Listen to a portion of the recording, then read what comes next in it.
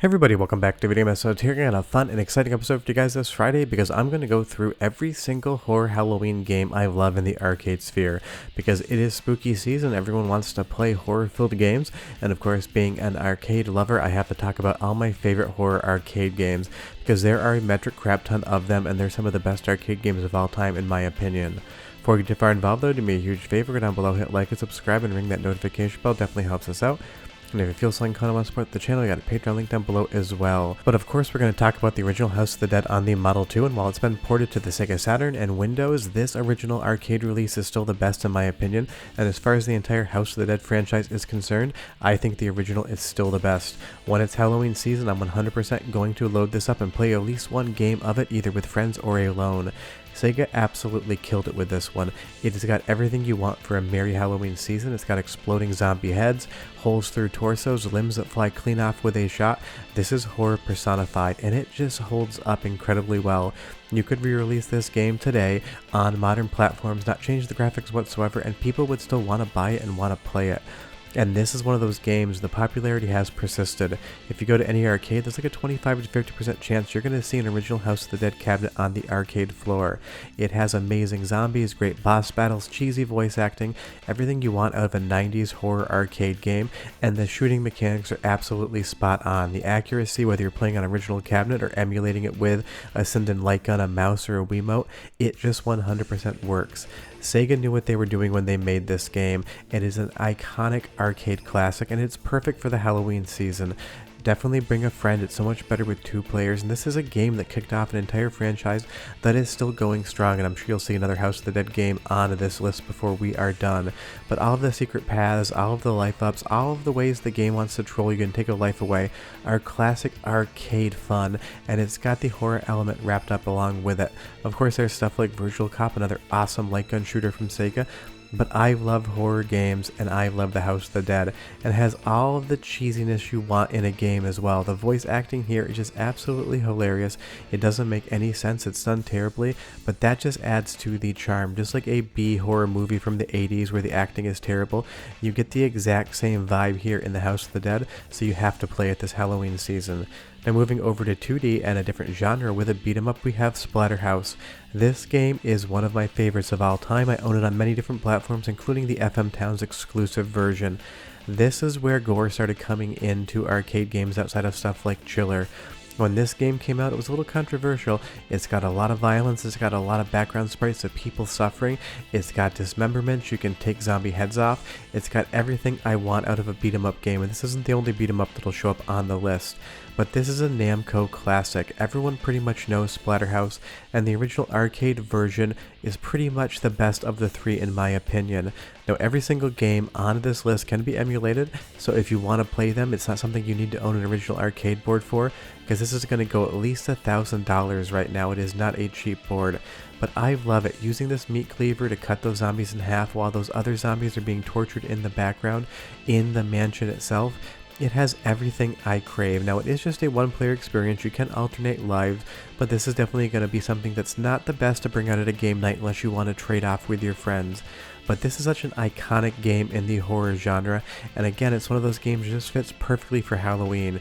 You've got zombies, you've got a haunted house motif, you've got poltergeists, you have everything you need to make the horror genre really sing, and all of the mechanics are tight as well. The jumps, the strikes, the hits. If you don't win at this game, if you die, it's because you made a mistake.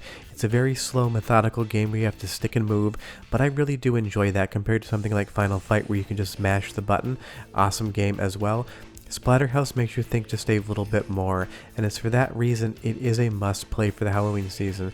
Just make sure that you play the uncensored version. I recommend the Japanese ROM because there are some cuts, especially when you get to consoles. The PC Engine release for North America has a lot of different cuts. But honestly, this is just another Halloween classic, and I really wish they would make a Splatterhouse film. I think it would make such a great modern movie if you just took the concept and made a horror movie out of it, because you've got everything. You've got the shotguns, you've got the zombie dogs, you've got the kicks, the punches, the mutated fetuses that are running around on the ground. It's pretty much every horror trope rolled up into one game, and for that reason and that reason alone, it's just one of my favorite games of all time. Now moving on to even another genre which is halfway between a beat 'em up, a hack and slash, and halfway between a light gun game, we have Maison Flash of the Blade. This is running on the Sega Naomi and it does emulate on Flycast or on Demule, and it's another amazing horror experience, except now you're not actually shooting at anything. You have a motion controlled blade in your hand and you need to swipe that across the screen to destroy your enemies. We have skeleton soldiers, we have zombies, we have different demons and monsters. We have everything you would want out of a great arcade horror experience. And we have a novel control scheme as well. Now fair warning, this can be a little bit tricky to set up, but once you get the controls calibrated, it is spectacular. It's got some of the best graphics on the Sega Naomi I have ever seen. All of the character designs are unique and horror filled. You have everything you would possibly want, including some cute monsters as well. I wouldn't say you want to play this one with your kids, but I do have a game for kids that's coming up shortly. One of my favorite things about Maison is the unique soundtrack. I'm going to give you a 15-second taste because I got a lot of games to get through.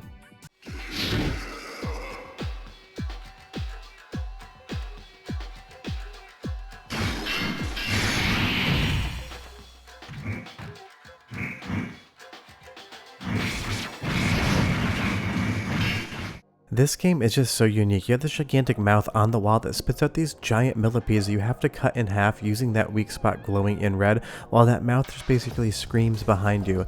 It's kind of like a Japanese horror movie come to life in a game. A lot of those Japanese mythical monsters and demons are going to appear in something like Maison, and it is just another game that is so spectacular to play, especially at Halloween. It is so unique and so different than pretty much anything you've played, and it all comes down to that motion control. But of course it is a horror game. They've got to get spiders in there. If there's one thing I hate in my horror, it is spiders. I do not like them in real life, and I do not like them in games. But comment down below and tell me what scares you, because I would be curious, and it is the Halloween season. They just lean heavily into the spiders here, and I never quite loved that. But honestly, again, this is just such a unique and different game, and a game that I know not many people have played, so definitely load up Maison this Halloween season. Give it a go. I think you're absolutely going to fall in love with it, because it is some perfect horror for the Halloween times. Now moving on to one of my favorite games in the arcades of all time, no matter the genre, it's going to be Evil Night by Konami. This is basically an alternative to the House of the Dead, and it runs on the 3DO M2 hardware, which does not make it a favorite of mine just because of that, but it certainly doesn't hurt. This is basically Bizarro World House of the Dead, where you have skeletons that are in zombie pajamas, and you have enemies that have these giant drills, not chainsaws, but you've got torso dismemberment, so you know it's going to be a good time. There's so many different monster closets and other things in this game, and it has a pretty unique story that while the voice acting is terrible, I will let you listen to that soon, it does make sense, and it's got multiple endings as well. It's got a lot of replayability. This is a game that comes out of my arcade closet pretty much every season, and I'm going to play it. You can play this on MAME. It doesn't run at full speed, but you can experience one of the rarest arcade games of all time in MAME, and that's always a fun time. And I just love what they do here. You have this sweeping camera angle down those stairs coming into a dinner table where the zombies are eating a human being. It is gory, it is gross, it's got everything you want in horror, and it does play around with some movie genres as well. This is obviously the Texas Chainsaw Massacre. That's definitely Leatherface, and he is a butcher throwing these sides of meat at you, and at the end, of course, he jumps over that counter with that chainsaw and rips it right down your chest. And like I said earlier, there are branching paths. It's got a ton of replayability, but it's got that classic 90s dialogue voiceover jank that is just one of those things. If you know it, you love it. If you didn't grow up with it, you hate it, but go ahead and listen, because it's classic gold. This place stinks. I feel nauseated. Where are we? Somebody's still here.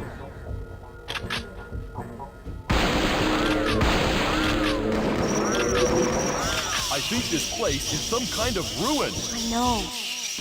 I've got a special place in my heart for bad voice acting, and Evil Night delivers in spades. But again, if you ever see an arcade cabinet for this game, throw as much money as you possibly have into it and see the ending, because you're probably never going to see another one again.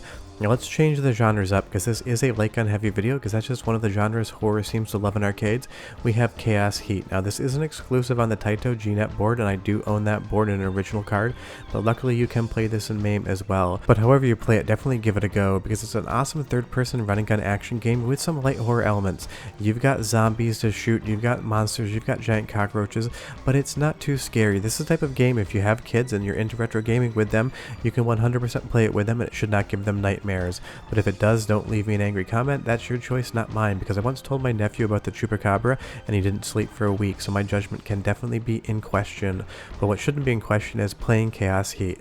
It is so much fun and it's such a rare game. It barely ever came out in North America and it never got ported to any home console, and it runs on PlayStation 1 based hardware, which is always fun as well. But it's just an awesome game. It's very similar to Zombie Revenge, and I almost put that in this video, but I've got a different video on that coming out this month as well. But it's one of those games, it's so unique, it's so different, it's so fun, and it does have that horror vibe. It's definitely a game that you want to play in October, and it's a 2-player game as well, so you have some friends over, pop open some beers, and just start playing it. I think you're going to have an absolute blast of a time.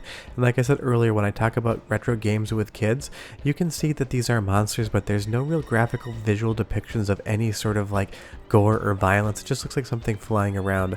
Maybe this one enemy right here might get your kids, but honestly, this is the type of thing I played when I was 11 and 12 and it didn't get me, so maybe it won't get them either. But do tell me down below how many of my viewers have kids and play games with them, because I'm never quite sure. I love playing retro games with my nephew when I see him. I try to introduce him to as many things as I possibly can. But this is just a fun game. It's got that sci-fi horror vibe. It's basically like an action Resident Evil or something similar to that. But it's one of those things, it's perfect for the Halloween season, and I feel like it's a game that a lot of people have heard of, so it's definitely one of those things. Check it out, I think you're absolutely going to love it, and if you don't, your money back, and since it's free, that means zero. Now, there was no way in hell I was going to talk about Halloween arcade horror and not talk about Beastbuster's Second Nightmare. It is again one of my favorite games of all time, and it's also an exceedingly rare game, so if you see an arcade cabinet, throw your quarters in, do not wait. This is being played on original hardware, but you can play it on MAME, and it is like 95% of the way there outside of the audio. If Chaos Heat was light horror, then Beastbuster's Second Nightmare is balls to the wall horror. You've got exploding brains, you've got zombies running down corridors with their spines hanging out. Pretty much everything blows up into a pile of entrails. There's blood mist all over the place. Explosions are huge in this game. Zombies explode, doors explode, soda machines explode. If you can shoot it, it's basically going to end up in an explosion. I love that you have these zombie nurses that just basically have these blood geysers shooting straight out of them once you finally defeat them. This game is intense from start to finish. It never lets up. It always has something to show you, and it always has something for you to shoot the ever-loving hell out of. I also love the enemy and boss design in this game as well. We're just going to basically shoot this guy and hammer away at him until his midsection basically blows apart chunk by chunk until you finally defeat him, and he's just walking around with his full spine exposed, and for some reason when he dies he just blows up and those intestines go flying every which way. I don't know if this voiceover is going to end up having this be age restricted, but all of these words, intestines, spines, entrails, are probably going to get me in trouble. But this is just straight up what I think of when I think of horror games. I love how much it plays around with movie tropes as well. We have the haunted hospital filled with the zombies, and we have an operating table there where zombies are just eating a human being. And we even have what I think are nematodes from Doug running up an elevator shaft, and I love all of those different blood effects that hit the wall as you shoot them. In my professional opinion, this is a 15 out of 10 game. The review scores are in. Beastbuster's Second Nightmare is perfect, but that is a definite biased opinion. But even the ending boss battle here, he just gets massive and hovers over the city in a giant crater where the hospital used to be, and we get to fight him up against the backdrop of a full moon. It's perfect, folks. Definitely play it. Now moving back over to the beat 'em up genre, we have night slashers from Data East. If Splatterhouse was a horror game that was brooding and atmospheric, then this game is definitely more of a B-movie Hammer horror vibe. It's an awesome beat 'em up. It's got great moves, good responsive controls, amazing characters and zombies to kill, and it is a 2-player game, so when you have game night on Halloween, you can have your friends over and play this one. I just love it. All the zombie animations, how their jaws just pop off, how these body bags wriggle around like grubs on the ground. It is just an amazing game. Mechanically, it is good, and it has one of my favorite soundtracks of any beat 'em up of all time. So go ahead and listen for like 35 seconds and come back, because I still have a metric crap ton of arcade horror games to show you. But enjoy! You caught me off guard! Power!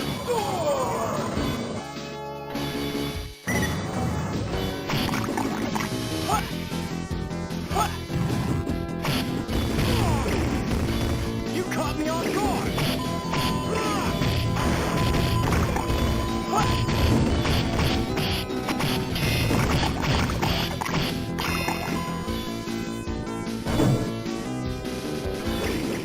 I just love the soundtrack in this game. Every single track is good, and it's something that I would actually listen to if I wasn't playing the game in and of itself. But again, Night Slasher is just so much fun, and it's a game that I don't hear many people mention. I featured this on the channel before, and of course I'm going to feature it in a compilation again. It is an incredibly rare game, and if you want to own an original arcade PCB, bring your wallet because it's going to cost you close to a mortgage payment. And I love all the character diversity because you get 3 different characters in the game compared to something like Splatterhouse where you're just going to be playing as Rick covered over in the terror mask. But it's just one of those things. I love this game, it's so charming, and you're definitely going to beat up a lot of Michael J. Fox Teen Wolves as well. It takes a little bit from movies, a little bit from TV shows, and makes it a unique experience that's 100% something you should play. Now if you do have kids and you want to play a Halloween game that's definitely going to be fun for the whole family, you can play Luigi's Mansion Arcade. There is nothing in this game that's going to upset children unless they're like 3 or 4, and in that instance they're probably not going to have the hand dexterity to play. Even if you don't have any kids, this is a super charming pivot on the Luigi's Mansion formula. Basically, it takes the game, puts it into a first-person light gun perspective, and you still have the poltergeist. But what you need to do is flash the ghosts with that flashlight, and then suck them up in that time frame with their health. It's exactly like the game you know and love on the 3DS and the Nintendo Switch, as well as the GameCube, except from a completely different perspective. It's made by Namco, not Nintendo. It's one of those things. Namco did Mario Kart for the arcades, and that was okay, but it wasn't great. They did something like a Luigi's Mansion game for the arcades, and I think it's an absolutely spectacular game. There's a lot of strategy involved as well. Sometimes the ghosts will hide their eyes, and you need to flash their eyes to be able to get them to be staggered. So you always have to manage what's going on the screen at once, and all of the motion controls, you can do this with a mouse, you can do this with a Wiimote. It works in Techno Parrot. But again, this is one of those things. If you have kids or you want to play a horror game for Halloween that is more comical, family-friendly, light horror, this is the game you want. If you want to play all of the horror games, definitely still include this one on your Halloween list because it is an absolute blast. It's like 45-50 minutes long, and this feels like something that Nintendo should have brought over to the Switch at some point in time, because with the controllers on Switch, the Joy-Cons, you could point at the screen and play this game, and it's really surprising to me that this never did leave the arcades, but it's great that it runs on Windows 10 via Techno Parrot. It's colorful, it's charming, it's unique, and it's a game that I feel like a lot of people haven't played, because outside of major cities where you have large arcade chains, it's one of those things you're not really going to see this at an independent arcade. And if it's got a battle with King Boo at the end, I'm 100% there for it. But again, it's one of those things. It's classic Nintendo, made by Namco. It's perfect for Halloween, and if you have kids, it is absolutely amazing. Now moving on to a game that you never should show any child whatsoever is going to be Silent Hill the Arcade. Now people either love or hate this game. I am on the love side. It's definitely a slower, more methodical game, and the story can be a little bit janky. It's basically an arcade story shoehorned into the Silent Hill universe, and it's not as well written as the games, but all of the classic characters that you know and love are going to be here. This game is gritty, it's dark, it's unique, it's horror filled, and it's got a lot of atmosphere and vibe going on for it as well. And it's another one of those things, I feel like a lot of people haven't played this one, but leave me a comment down below and tell me if you have. And like I said, it's definitely a light gun heavy video because that was one of the most popular genres for horror, but seeing Silent Hill be pivoted over to a first person shooter sort of aspect really does work. It kind of feels like Resident Evil 7 and Resident Evil Village, except on that locked perspective. You can't move around in the game, you were on rails. But this has a really unique voiceover style and some awesome soundtrack as well. Listen and I'll be right back.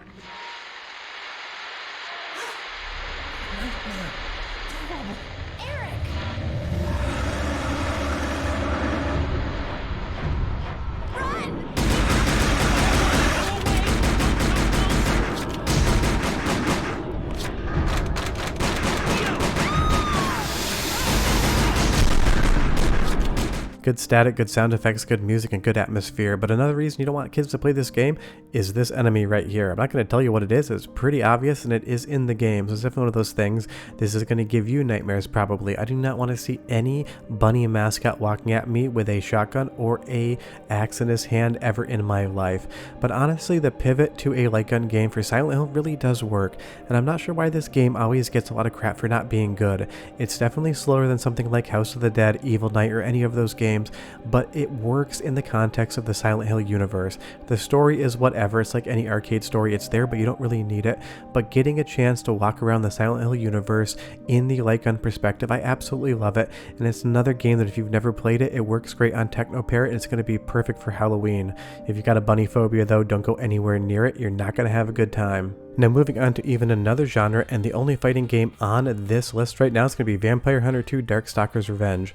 And honestly, the entire Darkstalkers franchise could be included on this list, but I went with one game, so I went with my favorite.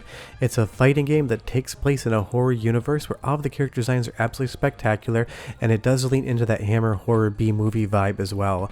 This, I think, is one of Capcom's best fighting game franchises ever made, up there with something like Street Fighter Alpha. It is just such a fun game, and of course, if you have friends that are into fighting games, it's going to be a perfect game for game night.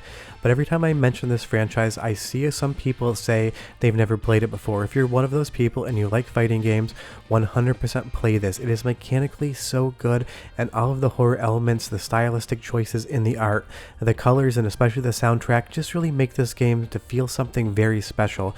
And it's one of those things, Capcom basically treats it like it doesn't exist anymore, but it's got an A+ soundtrack as well. One more taste of the music and I'll come back because I got even more games to show you.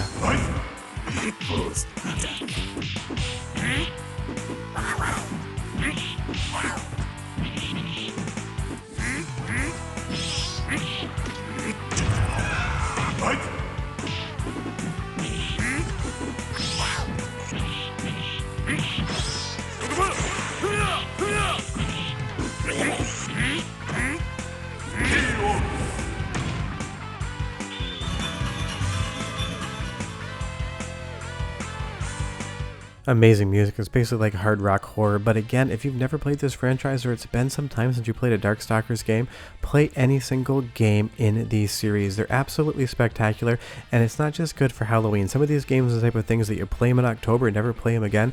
You can be playing this in January, February, March, and you'll be having just as much fun. The mechanics are deep, the moveset is great, the graphics are amazing, the soundtrack is good. It's got everything you need in an awesome Capcom fighting game. Now, I told you there was going to be more than one House of the Dead game on this series, and I figured I would go with Scarlet Dawn, just because I feel like the least amount of people will have played this. It is another game that you can play on PC if you're creative about it. Can't really tell you how, but I can just tell you it works. This is another awesome game. It's so much fun to see the House of the Dead be brought over to a modern perspective, because while House of the Dead 4 was awesome, it still is PlayStation 3 era hardware. So seeing zombies in full HD with all of this graphical fidelity and all these zombies on screen at once, it is just a new type of experience for the House of the Dead, because you're going to see 20, 30, 40 zombies rushing at you that you need to take down at the same time. And I just love how unique this is. We're trying to get out of here in a remote controlled helicopter, and the zombies are literally making a wall of bodies to crawl up and try to take you down. It's the type of thing that if it was real life, that would be absolutely scary as hell, but in a game, all you want to do is send the zombies back to where they came from so you can see the credits. I just love Scarlet Dawn. I will say that it's got the worst voice acting out of any House of the Dead game ever made, and it was made in such modern times that must have been an intentional choice. But as far as the shooting mechanics, the scoring mechanics, and all of the alternate guns you can unlock through successive playthroughs, it has a lot of replayability that you're definitely going to want to check out and see with some alternative endings. And all the cutscenes here, you get classic bosses back from some of the original House of the Dead games, but they are modernized in full HD graphics, and it really does work. It's this type of thing, if you have nostalgia for the House of the Dead and you haven't played Scarlet Dawn yet, 100% check it out. You're going to fall in love with it. And if you've never played a House of the Dead game before, it is a great place to start, but I could have put any House of the Dead game on this list. The original 2, 3, 4 Overkill, or obviously Scarlet Dawn, which you're watching now. Just to avoid House of the Dead Remake, I think it's a very sloppy and ham-fisted attempt at trying to modernize the original game. Just play the original game. But again, this has everything you want. The zombies are just coming at you in hordes, and how could you go wrong with a boss that has gigantic horns growing out of his head, his muscles exposed, and these giant demon angel wings coming from him in a full moon? That is classic, folks, and it's perfect for the Halloween season. Now, here's a game you're either going to love or you're either going to hate, and that is Zombie Raid. This has a very particular graphical style to it. Kind of looks like a comic book come to life, but it's a zombie game mixed with like a western. You're going to see a lot of cowboys in this game. Now, I will say right off the top, if you want to play this game, expect to see the bad ending, because in this game there's 4 hidden objects you need to find, and they're placed at random within the game until you get to the final level. Basically, you're almost always guaranteed to get the worst ending, which is kind of a bummer, but it is a lot of fun up until that point in time. Just be prepared to waste a lot of virtual quarters, because this game is absolutely ruthless in its difficulty. It wants as much as your money as it possibly can. It will take you in a back alley, mug you, and take your wallet with it. Because we're emulating this and it works perfectly on MAME, we don't have any quarters to worry about. It's one of those things. I always enjoy this game, and I enjoy it for what it tried to do. It's graphic, it's gory, it's got an art style that you're not going to see in any other arcade game, and it is just so unique. It's just that ending that really ruins it for me. You spend like 45 to 50 minutes to get to the last boss, and then you'll get to see the end of the game, because if you didn't collect the right objects in the right order, it's just not going to work out for you. But I do love the little bit of story we get here as well. Our partner is going to come up against this other cowboy and take a shotgun right to the chest. Speaking of shotguns to the chest, we're going to move over to the original Beastbusters. Now, I obviously prefer Second Nightmare much more to this, but this is more of a comedy horror shooter. It kind of feels like Dawn of the Dead or Day of the Dead come to life from the eyes of SNK, and they're so much well known for their fighting games in Neo Geo. Seeing something like a horror first-person shooter for them is so much fun, and it's got hilarious sound effects as well. Listen for 15 seconds and I'll come right back.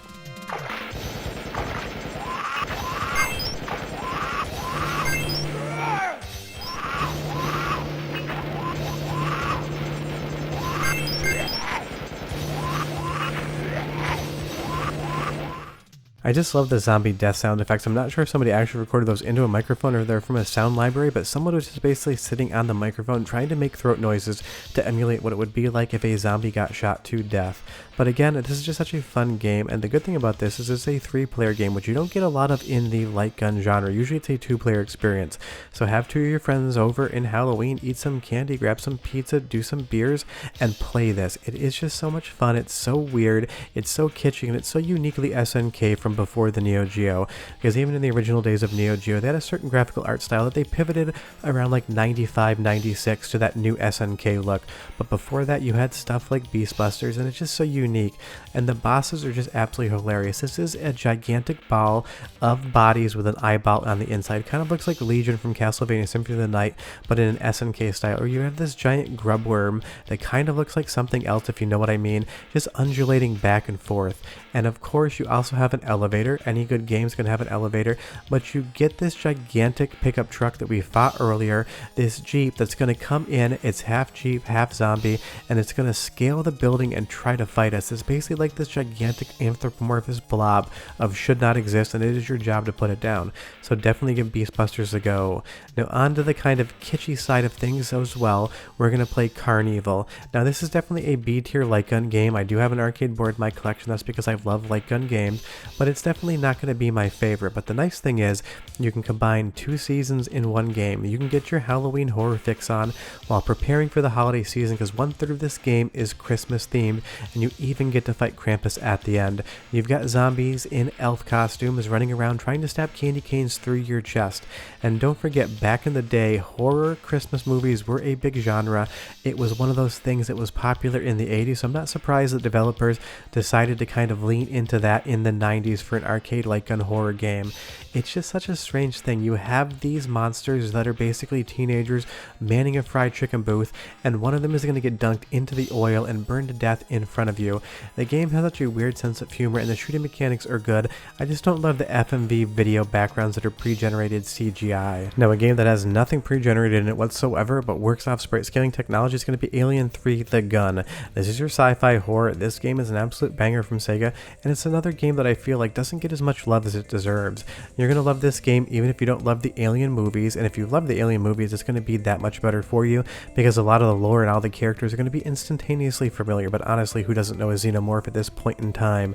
It is just a good game from start to finish. It's intense, and it's got all that Sega sprite scaling goodness I love, but going through something like this meat locker here, with all these sides of beef hanging, with the aliens jumping through them and being able to explode those sides of beef as you shoot through the game, it is just horror gold. This game is brooding, it's dark, it's unique, and the sprite scaling is some of the best I think Sega ever did, and it's never been released outside of the arcades as well, but thankfully MAME emulates this perfectly.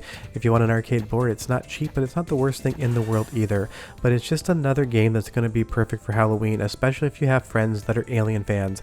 It is a 2-player game, so bring some buddies and get into it, because trust me, if you've never played this game before, you're gonna love it.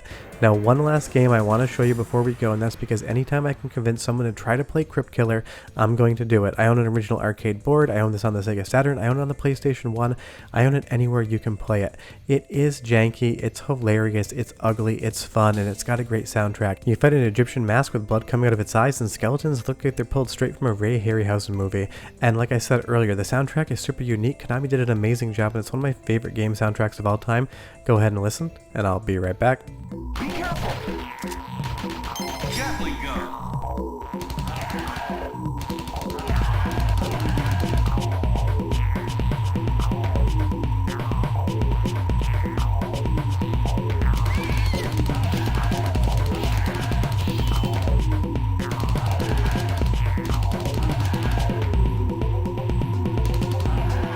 An amazing soundtrack for an amazing game. If you've never played it, definitely do. But those are the picks that I have for Halloween arcade horror this year. If I missed your favorite game, comment down below and tell me what it is, but I feel like this list is going to be pretty comprehensive.